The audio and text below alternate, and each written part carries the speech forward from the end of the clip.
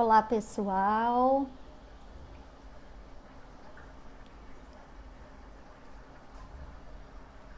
Mari tá aqui.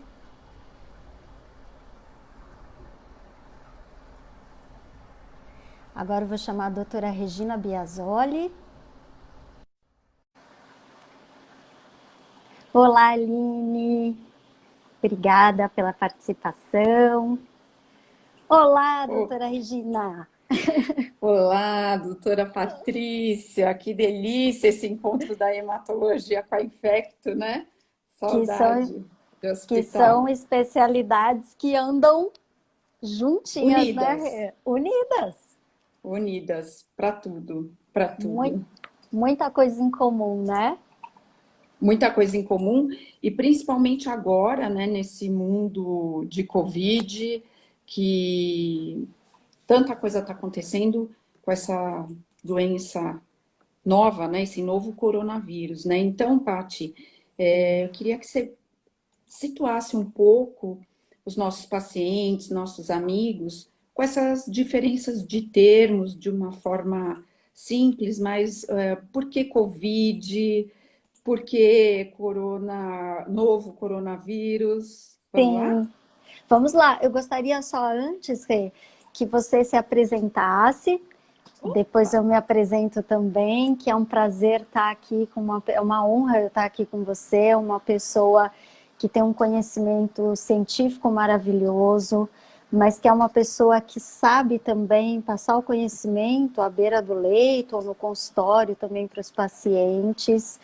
Eu tenho familiares que são seus pacientes e fico muito feliz de confiar a vida deles nas suas mãos. Então, eu gostaria muito que você dissesse quem você é. Eu sou apenas uma mulher médica, eu sou Regina Biasoli, sou médica hematologista e faço também clínica geral.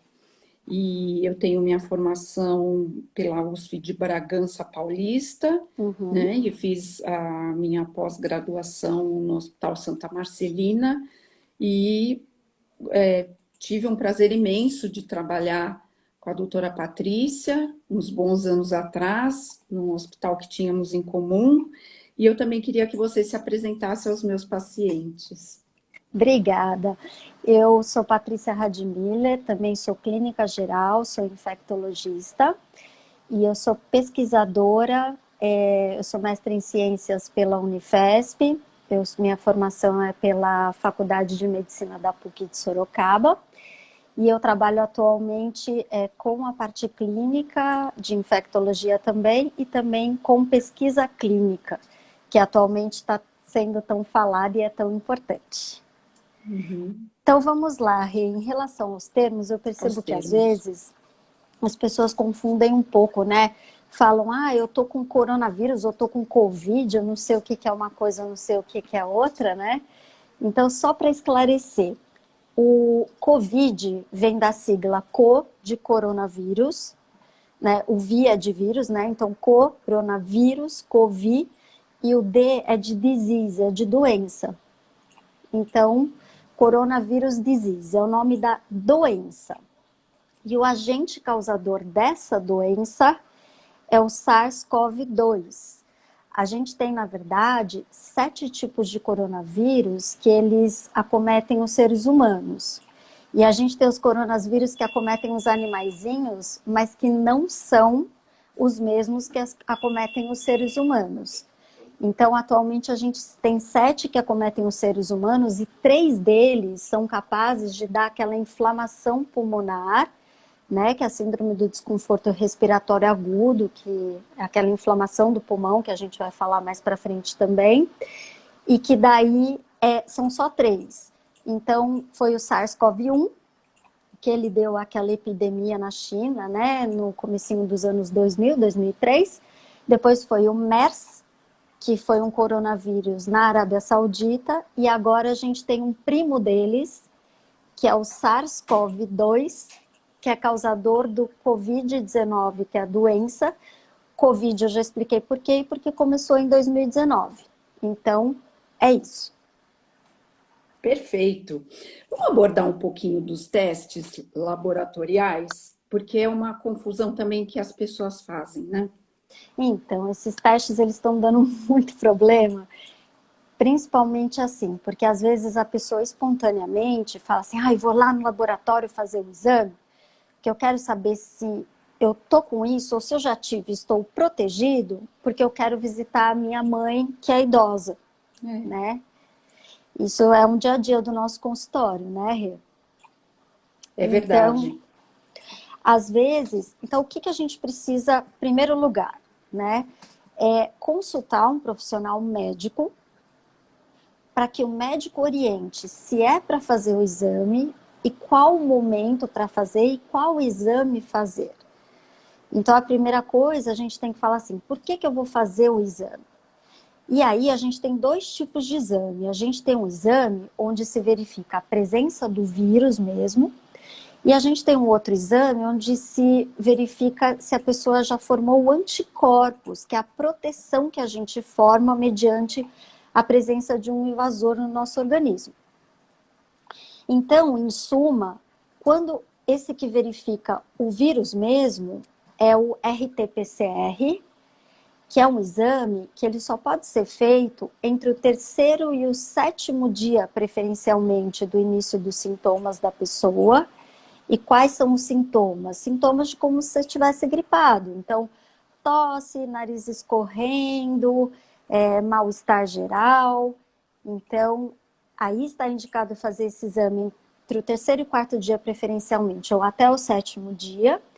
E para você saber se você teve contato ou não com o vírus, o que se faz é a sorologia, que é feito no sangue para ver se você já formou anticorpos ou não. Só que assim, esses exames, eles têm uma limitação. Então, Rê, para você ter ideia, o PCR, que é o que vai verificar se tem o vírus ou não, que é através de um cotonetão de laboratório, que ele é colocado nas vias nasais e também aqui na orofaringe, né? Ele tem uma sensibilidade de 63%. O que é isso? A cada 100 pessoas que sabidamente estão infectadas pelo SARS-CoV-2, somente em 63 o resultado vai dar como positivo, constando o vírus. Então, o fato de eu ter um PCR negativo, o médico às vezes até orienta, repita de novo depois de 48, 72 horas, porque você está com tudo para ter esse coronavírus, né? Uhum. Então, a gente tem que ver que esse exame tem a limitação dele. Agora tem um hospital em São Paulo, um hospital privado, que ele acabou inventando uma nova metodologia cuja sensibilidade é de 100%, mas ainda 100%. não está no mercado. Mas isso vai ser super importante, porque a gente tem que rastrear realmente quem tem. E a sorologia, na verdade, ela tem limitações, inclusive de dar um falso positivo, como a vacina da gripe, da influenza, que é outro vírus. Então, façam um teste mediante uma orientação médica, e porque o médico vai saber o momento adequado de pedir cada coisa e saber interpretar. É fundamental, porque toda essa questão dos testes laboratoriais em relação à clínica, ela é real. E do lado de cá, da parte laboratorial, a gente também tem outros problemas, né? Então, por exemplo, em meio à pandemia mundial, o nosso Ministério da Saúde, ele nem teve como auditar, nossa Anvisa, não teve como auditar os kits, e eles tiveram que ser importados, principalmente da China, kits de sorologia, de teste rápido, que não tinham uma precisão importante, e que não tem. Existem muitos locais que ainda estão usando desses kits para fazer os exames desses pacientes, né? Então, são pouquíssimos os laboratórios que conseguem ter um teste laboratorial com maior sensibilidade em relação a essa doença, né? E o PCR também não fica atrás, apesar dele ser uma metodologia muito boa, embora com 63% de sensibilidade, é super importante que seja feito em laboratório idôneo, porque você tem que enxergar com um PCR, no mínimo, pelo menos 3 três locais do vírus, envelope, RNA, enfim, você tem que ter certeza que se trata de coronavírus. O que acontece é que, às vezes, os testes têm um PCR que só enxerga um pedacinho do vírus, dá positivo e não é coronavírus. De repente é um H1N1, né? De repente é um outro tipo de vírus. Então, a parte laboratorial ela é bem sensível mesmo. Ela é um calcanhar de Aquiles que a gente, seguindo todas essas normas de pedir no momento certo, com sintomas, mediante uma prescrição médica, uma indicação médica, a gente ainda tem os bastidores onde a técnica é bem complicada, né? Rei, eu não sei se é Muito agora bom. que você vai falar sobre isso para a gente, ou um pouquinho mais para frente, que às vezes os pacientes me perguntam também sobre alguns exames relacionados à coagulação. Então, eu não sei se você vai abordar isso mais para frente, ou se a gente já conversa sobre isso agora. Podemos falar assim, eu só queria antes, se você pudesse dar uma pincelada em fake news, para a gente poder entrar depois nas fases da doença do ponto de vista da infectologia, e aí eu pincelo o hemato. Pode ser? Sim, claro. Você sabe que segunda-feira eu ouvi uma entrevista muito legal, que eu nem sabia que existia isso. A gente está aprendendo bastante agora, não só Sim. sobre o vírus em si, sobre a doença, mas também sobre tudo, né? E fake news, que são as notícias falsas, entram nisso daí. E aí eu vi que existe a International Fact Checking Network, que é sediada na Flórida, que, traduzindo tudo isso, é uma comissão verificadora de notícias falsas. E essa comissão tem como presidente a Cristina Tardáguila, que é uma diretora, aliás, dessa comissão. E essa comissão, ela tem 88 plataformas que são espalhadas em 74 países e é composta por mais de 300 pessoas, dentre elas jornalistas, cidadãos comuns, verificadores de notícia. E eles inicialmente tinham essa empresa que era para verificar sobre notícias falsas na política. Só que daí, quando chegou em 24 de janeiro desse ano, eles começaram a perceber que tinha um tal de vírus em Wuhan, que ainda era conhecido como vírus de Wuhan, nem tinha nome de SARS-CoV-2 ainda, e que esse vírus ele já tinha 17 casos. E aí eles começaram a perceber que a cada dia eles recebiam notícias e que tinha algumas que eram falsas. E eles verificaram, até segunda-feira agora, que desde o dia 24 de janeiro, a gente tem, na verdade, nada mais, nada menos do que 6.200 notícias falsas traduzidas para 43 idiomas. Poxa. E aí eles eles viram assim que quando uma notícia falsa ela está na política, na verdade é para tentar ganhar voto, para tentar desviar o que um político está fazendo, alguma coisa assim. E quando ela é na área da saúde, na verdade, o que vem na cabeça de uma pessoa que passa notícia falsa é assim, gente, é melhor compartilhar, porque vai que é verdade, então eu vou compartilhar. Então a pessoa, por medo daquele momento, começa a disparar aquela notícia falsa. Então existe uma plataforma que é um site, que eu gostaria que vocês anotassem, que é super idônea, que se chama coronaverificado.news. Então é corona, de coronavírus, verificado.news de notícias. E aí lá você consegue colocar o nome, por exemplo, de uma pessoa. Você coloca lá, Trump. Aí aparece tudo que o Trump falou de notícia falsa e tudo que foi relacionado ao nome dele com notícia falsa. Você pode selecionar... Você pode selecionar por país, você pode selecionar por pessoa, você pode selecionar por uma palavra-chave. Então, achei isso super interessante. Que bacana. E aí, ela ainda fala uma coisa super legal, que essas fake news, essas notícias falsas, que elas vieram em ondas. E ela categorizou 8 ondas. Então, a primeira onda, que foi mais ou menos em janeiro, era sobre a origem do problema. Será que foi o Bill Gates? Será que foi a conexão 5G? Será que foi a sopa de Wuhan?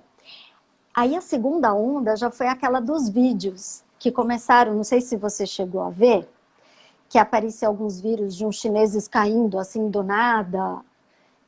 ou tendo Lembro, ataques. lembro. Isso, eles faziam, sabe o quê? As pessoas adulteravam os vídeos. Por exemplo, uma pessoa estava tendo uma epilepsia ou estava bêbada, e eles falavam, isso aqui é o tal do vírus de Wuhan. Então, essa foi a segunda onda. A terceira foram falsas notícias sobre prevenção. Ah, se você tomar chá com alho, der 3 pulinhos e virar de ponta cabeça, isso vai ajudar a prevenir. Então, Teve muito, é. teve muito. Teve bastante, era o sorão da imunidade, tinham várias coisas aí. Inclusive, no Irã, morreram 1.000 pessoas porque correu uma notícia falsa de que se você tomasse álcool puro, você mataria o vírus. Então, 1.000 pessoas faleceram tomando álcool para tentar prevenir. Surreal. Só que no desespero as pessoas fazem. O Trump falou que era para injetar desinfetante na veia. Teve gente que fez isso, né? Aí depois vem a quinta onda, é aquela do desespero do planeta fechando. Ai, meu Deus, agora vai fechar o Vaticano, agora vai fechar a escola. Como que isso vai ser? Essa foi a outra onda que aconteceu. Depois teve a onda sobre, que já era a sexta onda, negro não pega, muçulmano não pega, era sobre raça e religião.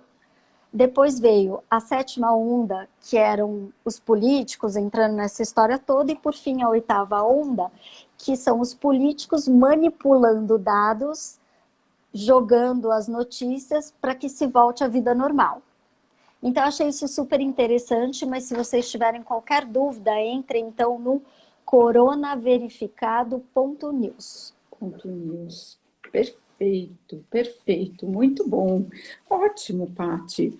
Vamos então esclarecer as fases da doença? Vamos deixar o pessoal mais assim tranquilo em conseguir identificar quando se está numa fase viral, numa fase inflamatória. Vamos lá. Então, assim, primeira coisa, né? A gente pode transmitir o vírus de 3 dias antes de iniciar qualquer sintoma, que são os portadores assintomáticos, são as pessoas que portam o vírus em si, podem estar transmitindo, por isso que temos que usar máscara. A máscara é para que a gente previna de passar gotículas de saliva, que quando a gente fala, e se a gente fala alto, a gente libera mais ainda. E nessas gotículas o vírus pode estar presente, a gente pode passar e a gente não está sentindo nada. Então essa é a fase do portador assintomático. Dali a 3 dias, a gente começa a ter sintomas de gripe. Então, nariz escorrendo, tosse, mal-estar, pode ter quadro de febre e pode ter perda do olfato, perda do paladar. E aí essa fase pode até evoluir depois para sintomas mais importantes, como uma falta de ar. E uma coisa super importante de falar é que a falta de ar causada, né, no COVID, causada pelo SARS-CoV-2, essa falta de ar é uma falta de ar assim. Agora, quando eu tomo banho, eu tenho falta de ar. É para você ter falta de ar fazendo coisas habituais. Porque, na verdade, eu pego muita gente vindo ao consultório, eu tô com falta de ar, e isso é ligado ao problema da ansiedade que a gente está vivendo, né? Então, quando procurar um pronto-socorro ou um hospital, começou a sentir essa falta de ar, e se vier acompanhado com febre de mais de um dia, febre alta, corre para o pronto-socorro, porque senão a gente pode entrar na fase que é a fase inflamatória pulmonar, que é onde a gente começa a ter uma dificuldade da troca de ar pela inflamação que o vírus provoca no organismo, e aí precisar eventualmente até de usar um aparelho para respirar, que seriam os aparelhos quando a pessoa é entubada, né, que eles estão sendo tão falados, a compra de aparelhos de intubação para ventilação mecânica, é isso, né? Só que o que é importante dizer é que a cada 100 pessoas, 80 não vão precisar ir ao hospital. Então é importante a gente se ligar nisso. e somente 15% vão evoluir para uma forma moderada, que vão precisar de uma internação, e 5% é que vão evoluir para um quadro um pouco mais grave, né? Então, essas são as fases relacionadas à infectologia. E como que funciona isso na hemato? A hemato sempre entrando no lado mais trágico, né, nos finais, mas o que ocorre é o seguinte, hematologia, né, essa fase viral, que é a primeira, que tem os sintomas de gripe, febre, pode ter dor de garganta e vários sintomas até diferenciados, as alterações hematológicas, elas não são muito patentes nessa fase. Ela ainda é mais infecciosa, tudo. Os problemas hematológicos, eles começam porque, como o vírus causa uma grande tempestade inflamatória, ele provoca reações no organismo que fazem muita inflamação, então aí a hematologia começa a ter um papel nessa doença. Então, o que acontece, a gente fala que é uma tempestade macrofágica. Então, o macrófago é uma célula que vai ter o primeiro contato com o vírus até a morte celular, que chama apoptose, mas que não vem ao caso nessa nossa live. Mas, conforme esse estado inflamatório do corpo é maior, então a gente começa a liberar mais e formar substâncias que são muito favorecedoras de trombo, muito favorecedoras. Então, você vai aumentando, né, já nessa fase inflamatória, que costuma patentemente ser entre o 7º e o 14º dia da doença, e você vai aumentando demais fibrinogênio, você vai aumentando pré-calcitonina, DHL, você vai aumentando os fatores protrombóticos. Mas o dímero D, que nada mais é do que um exame a mais nessa história, ele começou a ter um papel muito importante, principalmente quando o paciente está saindo dessa fase inflamatória e caminhando para uma gravidade maior, tendo mais falta de ar, tendo necessidade já de ser levado para uma terapia intensiva, para UTI, e muitas vezes já no uso do respirador. Então, nessa fase que ocorre uma disfunção multiorgânica, que o paciente respira muito pior, tem menos oxigênio, então essa fase a gente começa a ver os grandes estragos em termos da coagulação. Então, nessa fase é que começam os microtrombos, principalmente cerebrais, que a gente tem visto, né, micro AVCs da COVID, e o dímero D, ele está se mostrando um exame com um papel tanto na gravidade, quanto um papel de preditor de mortalidade. E é nele que a gente se baseia, nessa alteração do sangue, inclusive para indicar ou não o uso da heparina, né? Então, hoje, se a gente tem um dímero D que está na fase de em torno de 1000, você vai começar a ter uso de heparina até profilática. Mas se é um paciente que tem um dímero D estourado, perto de 5000, é um preditor alto de mortalidade, então dose full, enfim, a gente vai pincelar um pouquinho mais. Então, a COVID, ela passou a ser uma doença de entrada pela infectologia e depois um transcorrer desde a síndrome do desconforto respiratório, tudo, mas com alterações dentro da hematologia. E uma pergunta que fazem muito é quais são os pacientes de risco da hematologia? E outra pergunta também, que eu gostaria, desculpa te interromper, mas assim, Imagina. Que às vezes alguns colegas perguntam, ou às vezes paciente mesmo, não dá para pedir aquele exame, o dímero D, agora que eu tô bem, eu tô vindo no consultório, eu comecei com sintomas, e eu queria fazer esse exame para ver se é para eu usar anticoagulante na minha casa. Esse paciente com certeza não, porque ele está falando, está com Tá. você, está andando, está deambulando, está conversando. Não, ele nem vai ter uma alteração de dímero Uhum. D, porque o dímero ele só vai aparecer quando você começa a ter a microangiopatia trombótica. Então, é uma fase mais avançada da doença, uma fase mais grave da doença. Esse já é um paciente praticamente de semi-intensiva.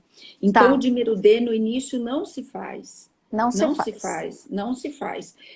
Quando o sintoma começa a agravar, então você tem um agravamento dos sintomas, aquele quadro arrastado, tudo, então aí ele começa a ter um papel importante, porque quanto antes você entrar com uma prevenção de trombos através de remédios que a gente chama de anticoagulantes, Uhum. muito melhor, né? Então, Agora, no aquela. paciente internado, ele é fundamental. No paciente Mas internado, ele é agora, fundamental.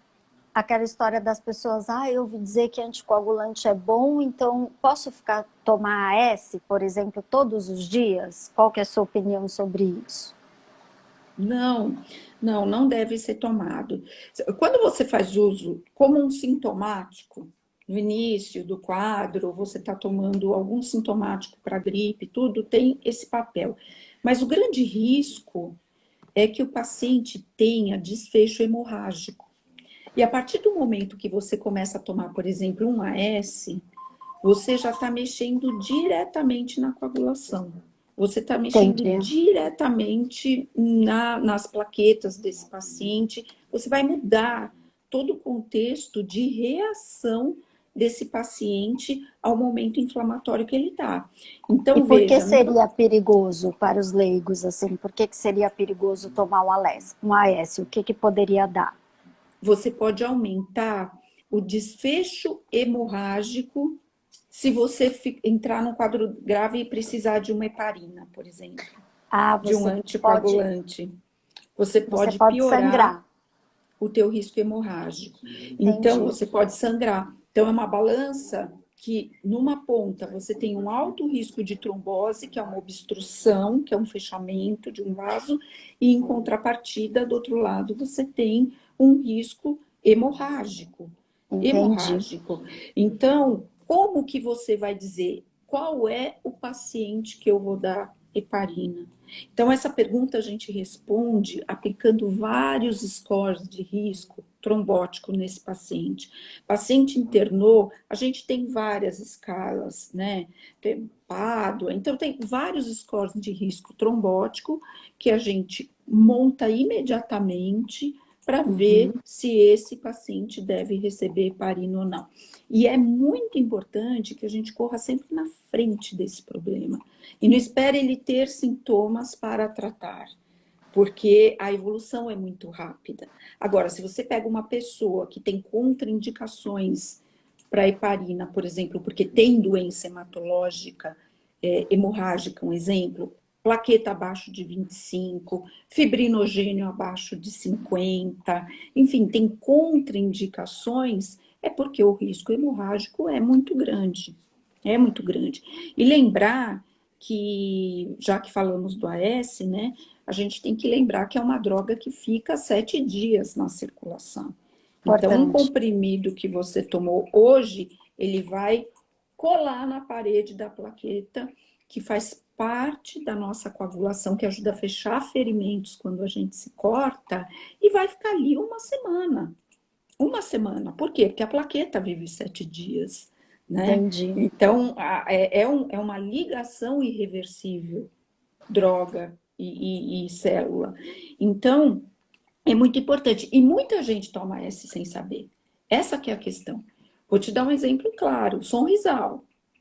Às vezes você É põe, mesmo. me chama, o paciente está sangrando no centro cirúrgico, corre para cá. Não, mas não tinha nada, não tomou anti-inflamatório. Não tomou. Ah, não, mas ele toma um Sonrisal todo dia como se fosse suco. Tem 500 miligramas Nossa. de ácido acetil salicílico. 500 miligramas no Sonrisal, que daria, na verdade, 5 Miligramas. comprimidinhos do AS de 100. Exatamente. Então, você imagina o quanto isso, uma atitude tão que parece tão Nossa. simples, pode complicar um caso desses, né? Pode complicar. Então, a partir do momento que esse paciente é internado, é fundamental submetê-lo a vários scores de risco trombótico para a gente responder a pergunta: esse paciente receber heparina? E dentro desses scores, dessas avaliações, entra a dímero B, entram exames que são fundamentais para a gente tratar desse paciente, né? Paty, eu queria muito que você falasse um pouquinho das vacinas. Qual que é o panorama atual?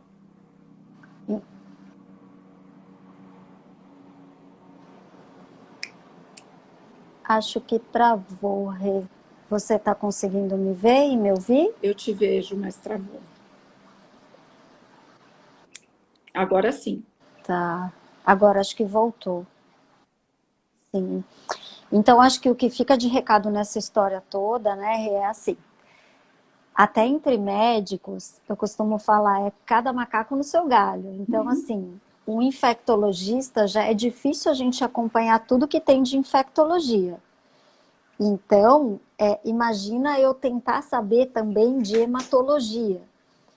E é super importante a gente ter essas conversas. A gente tem que ter a ajuda do colega e saber quando encaminhar, ao invés da gente querer dar tudo que é medicamento para tentar, que é o mesmo princípio da fake news, né? A gente fala assim, não, eu vou passar porque mal não faz. Pode fazer mal sim, né? Total. E às vezes uma atitude, a mínima que seja, pode acabar degringolando aí todo um quadro, né? Sim, Paty, então, atualiza a gente nas vacinas, que foi a hora que deu uma travadinha no vídeo, né? Vamos lá, tá cheio de notícia boa, né?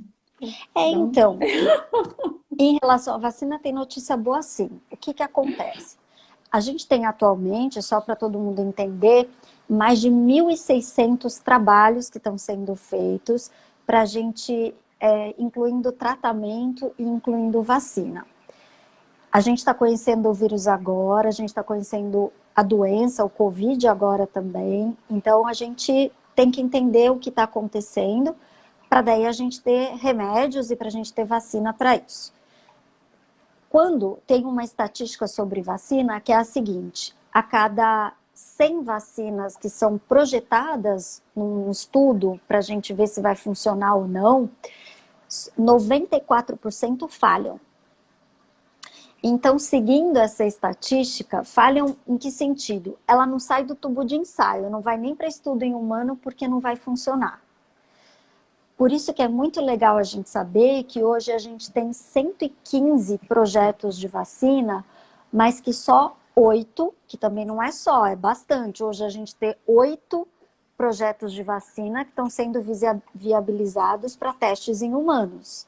Então isso é um avanço muito grande. E cada vacina dessa tem uma forma de funcionar diferente. Então, às vezes as pessoas falam assim, não era melhor todos os laboratórios se unirem e tentarem chegar a uma conclusão logo da vacina? A resposta é não, porque a gente está tentando, com técnicas diferentes, encontrar uma resolução para o problema, né? E às vezes a gente tem até mais de uma resolução. Então, isso é importante. Então, a gente tem vacina que está sendo testada, que a vacina, ela usa, a gente pode usar até um próprio vírus, tem um vírus que chama adenovírus, que a gente pode colocar esse adenovírus com o vírus SARS-CoV-2 e colocar ele dentro do corpo da pessoa, através da vacina, para tentar que a pessoa forme anticorpos contra aquilo. Tem uma outra vacina que está sendo feita, que não é com adenovírus, mas é o enterovírus, é um outro tipo de vírus.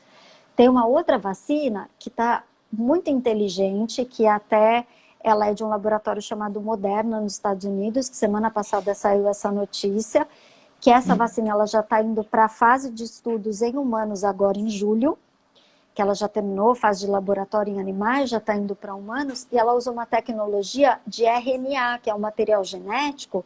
E por que isso é importante? Que ela, na verdade, ela pode prever mutações futuras do vírus, porque o vírus vai mudando a Isso é cara dele. fantástico. Isso é fantástico. Então, assim, só para o pessoal entender, uma vacina que eu faço hoje para o SARS-CoV-2 de hoje, amanhã ele pode ter mudado a carinha dele. E aí essa vacina ela não vai funcionar. Então, para as pessoas entenderem mesmo como que funciona. Quando o cara vai roubar um banco, ele tá lá com uma camiseta branca, com uma mochila nas costas. Aí ele entra no banco, ele rouba. Quando ele sai do banco, ele tira essa camisa branca, embaixo tem uma vermelha, e ele bota um boné e ele vai no meio da multidão tentar se disfarçar. O que eu quero dizer com isso? O vírus, para ele enganar o corpo da gente, ele vai mudando a cara dele. E aí, se eu fiz uma vacina para camiseta branca, ela não vai mais funcionar para camiseta vermelha com boné, né? Então, essa é a ideia.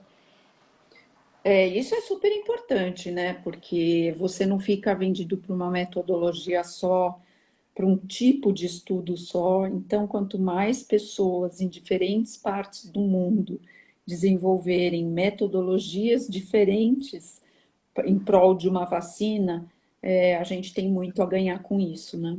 A gente tem E muito a aí, ganhar. e a ideia é que até o final do ano a gente já tenha algum indício de que alguma vacina sirva, mas pode ser que isso seja só o ano que vem. Então, tudo vai depender, e é isso que a gente tem que entender, que para um medicamento ou uma vacina eles serem comercializados, eles têm, na verdade, que ter passado por fases de estudos clínicos. O que, que é isso? Se a gente já botou no tubo de ensaio o vírus e tentou que a vacina produzisse anticorpos em relação a esse vírus e já não funcionou, não adianta eu levar para o ser humano. Essa é uma etapa. A próxima etapa é eu tentar o ensaio em animais. Depois é que eu vou para os seres humanos para avaliar se ela vai funcionar e se ela vai ser uma vacina segura para a pessoa. Porque ela pode matar o vírus e pode matar a pessoa também. Então não vai dar muito certo, né? Então, por isso que a gente está falando tanto em ciência, em estudo científico, é isso. A gente tem que ter isso muito bem realizado, muito bem controlado, para ver se vai realmente ser seguro para o ser humano.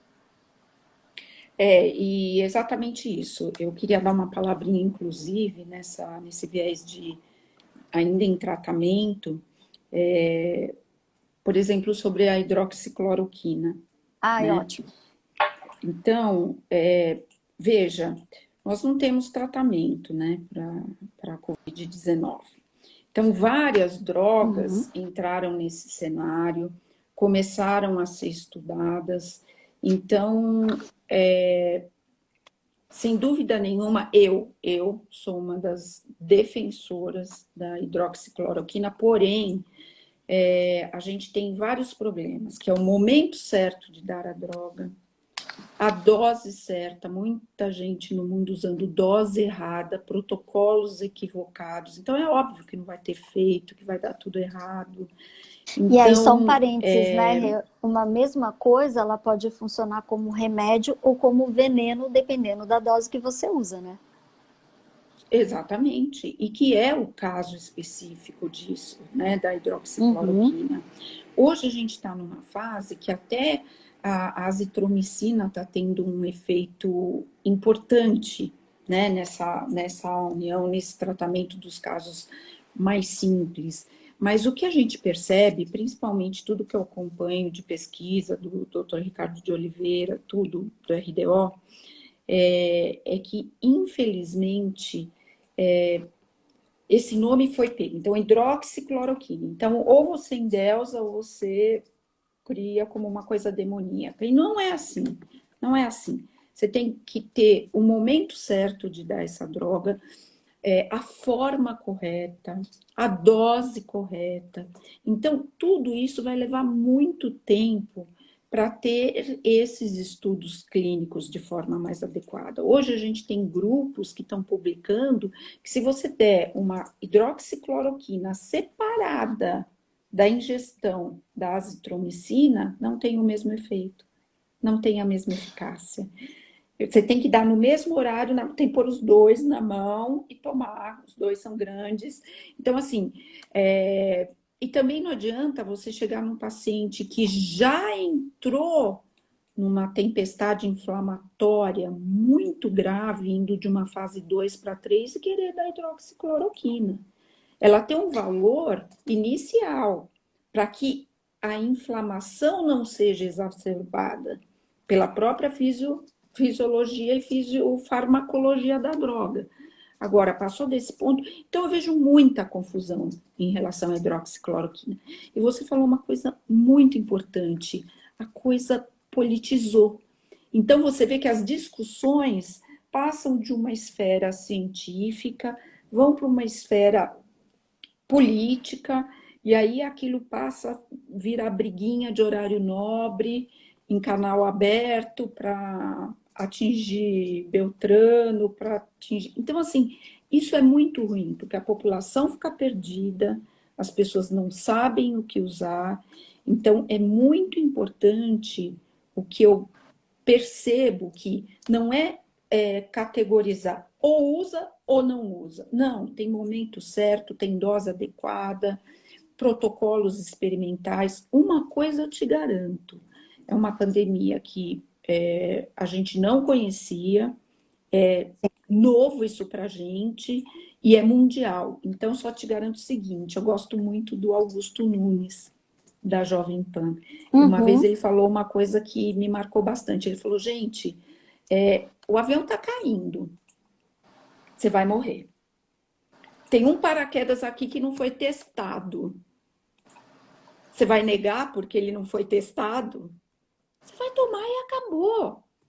É a tua vida que está em jogo. Mas isso a gente está falando, claro, com amparo médico, indicação médica, não a revelia de ir numa farmácia e começar a tomar. Ninguém está falando disso, que isso é uma atrocidade, né? Isso é Então, até importante dizer, porque assim, hoje em dia eu vejo, às vezes, em receitas médicas, o próprio médico chutando para todos os lados. Então, a gente precisa de mais estudos clínicos para saber, por exemplo, a cloroquina e hidroxicloroquina são drogas já conhecidas para outras doenças, que Sim. usam as doses específicas para aquela doença. E, na verdade, foram feitos ensaios clínicos, foram feitos estudos para chegar à melhor dose para aquela doença.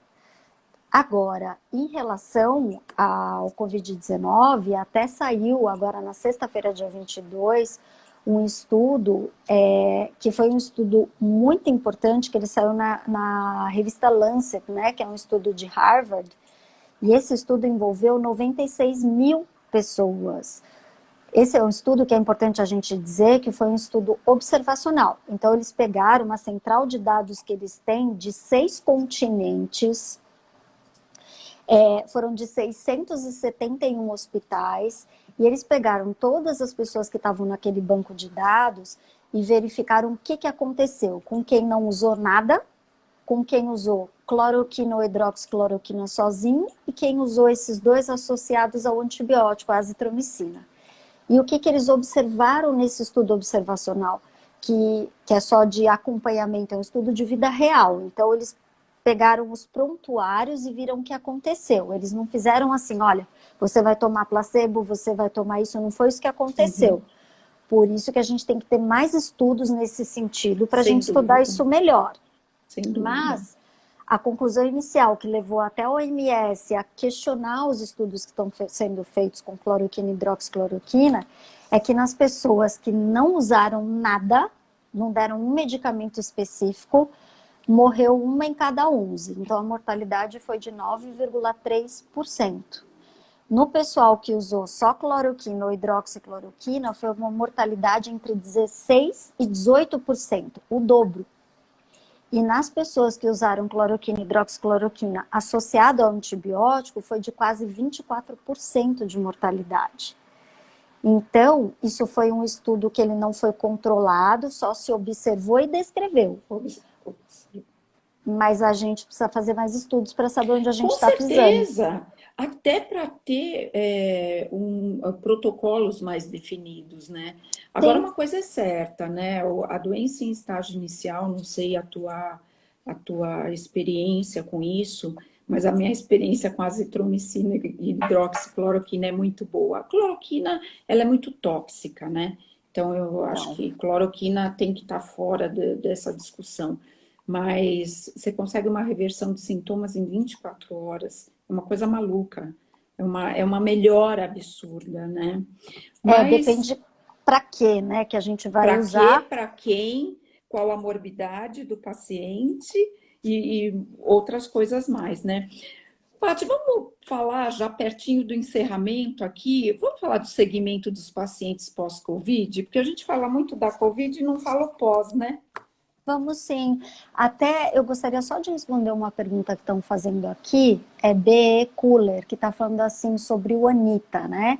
Então, só saindo um pouco da hidroxicloroquina e da cloroquina, na verdade a gente tem outros medicamentos que estão sendo estudados, a gente tem antivirais, a gente tem antiparasitários como o Anita, que é a nitazoxanida, que é um medicamento que ele é para parasita e que ele está sendo estudado também contra a doença, contra o Covid-19.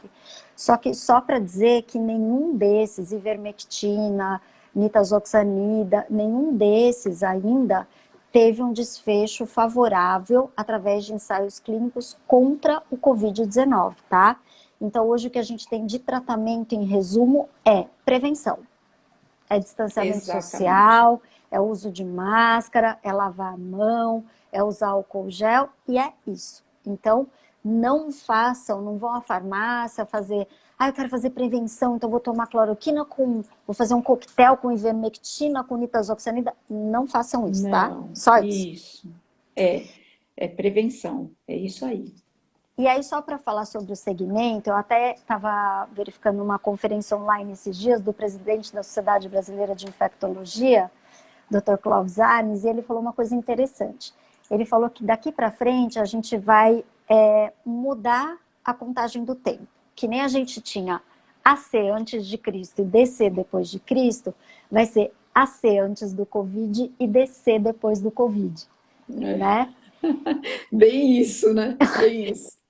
Então, Rê, a gente está aprendendo ainda, mas tem coisas que, do ponto de vista da infectologia, eu gostaria de falar e gostaria de ver o seu ponto de vista da hematologia desse segmento, mas da infectologia, o que vai ficar vão ser principalmente os nossos hábitos. A gente, provavelmente, até chegar a uma vacina, vai fazer parte do nosso vestuário o uso de máscara. Então, do mesmo jeito que a gente não sai nu na rua, a gente usa roupa, a gente vai sair com o rosto coberto, a gente vai usar máscara. Porque até ter uma vacina ou até ter um tratamento para isso, a gente está sujeito. Então, pelo menos esse ano, acho que vai ser um ano de uso de máscaras. E a gente tem muito que aprender em segmento, principalmente se a gente vai ter imunidade, em tendo pego a doença ou não, se o vírus não vai mudar e eu vou poder pegar de novo. Por isso que, pessoal, quem já teve Covid não é para parar de usar máscara, né? Sim, Eu sim. posso portar o vírus e passar para alguém, ou quem sabe eu posso até pegar de novo. Então a gente está conhecendo ainda. Então vai ser um aprendizado, onde eu acho que os hábitos vão ficar, principalmente os hábitos orientais, de tirar o sapato para entrar em casa, porque nunca foi bom a gente entrar de sapato em casa, e o ocidental faz muito isso, ou fazia, no AC antes de Covid. A gente sempre lavar as mãos e a gente voltar a velhos hábitos de higiene que a gente nunca deveria ter abandonado, né? Então, eu Uhum. acho que é isso que vai ficar aí em relação à infectologia. E do ponto de vista da hematologia, o que você acha que vai mudar nesse segmento?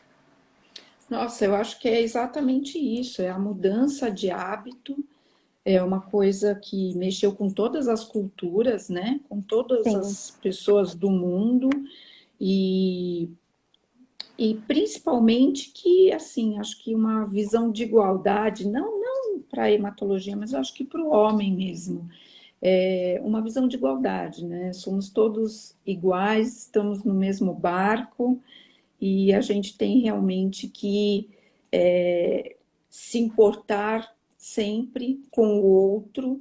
Então, também é exatamente isso, não é porque uma pessoa também já pegou Covid, vai ficar tranquila, não vai fazer nada. Não, tem que usar máscara, tem que estar lavando mão, porque pode estar sendo uma pessoa multiplicadora do vírus. Mas eu acho que as lições da hematologia, elas são fundamentalmente, primordialmente a nível de terapia intensiva, porque os pacientes da COVID fizeram a gente rever muitas coisas, embora os processos sejam muito parecidos, às vezes, com sepsis, com pacientes graves, com síndromes inflamatórias, é uma doença nova e que, decididamente, por ainda não ter tratamento, a gente teve que se adequar a tudo, ao momento.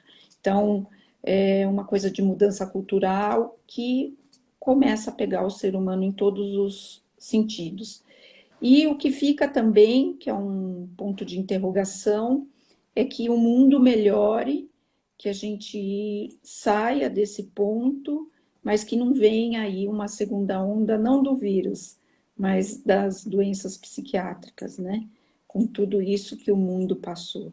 Então, que a gente tenha uma cabeça muito boa para lidar com essa pandemia, com ajuda mútua, com mudança de hábitos, com tudo, para que realmente a gente não fique refém de problemas psicológicos depois disso, né? Não só isso, né? A grande previsão é que a gente tenha 3 grandes epidemias que estão começando a acontecer. E isso é um pouco preocupante. Depressão. Depressão, ansiedade, que está tudo dentro da síndrome psiquiátrica que você acabou de falar. A outra é o alcoolismo, que as pessoas estão bebendo muito mais, estando dentro de casa, parece que todo dia é final de semana e estão errando um pouco a mão nisso. E a terceira é da obesidade, que a obesidade, Sim. nós já vimos que às vezes a pessoa fala assim, nossa, aquela pessoa de 31 anos não tinha hipertensão, não fumava, não era diabético, não tinha câncer, não estava com nada. Por que essa pessoa foi para a UTI? Esse vírus é muito mal. Aí você vai ver a pessoa tem obesidade, que gera um processo inflamatório que tem um impacto na defesa dessa pessoa. Total, Então, a obesidade é doença, sim. Não existe gordinho saudável. Obesidade é doença. Então, cuidado com esse negócio do comer desvairadamente. Ai, tô em casa mesmo, vou afogar minhas mágoas na comida, eu não posso sair para atividade física. Gente, dá para fazer atividade física em casa, tem vários aplicativos, inclusive de dança, ou para quem já tem noção de atividade física, de realmente atividades funcionais, que você faz 20 minutos por dia. Então, não deixem de se movimentar, cuidado com o que comam, cuidado com o que bebem, e a gente tem que cuidar da cabeça, né? cuidado com o que pensam, né? É isso aí, é isso aí. Bom, doutora Patrícia, acho que hoje, para a nossa live, acho que podemos encerrar. Foi um prazer enorme estarmos juntas aqui.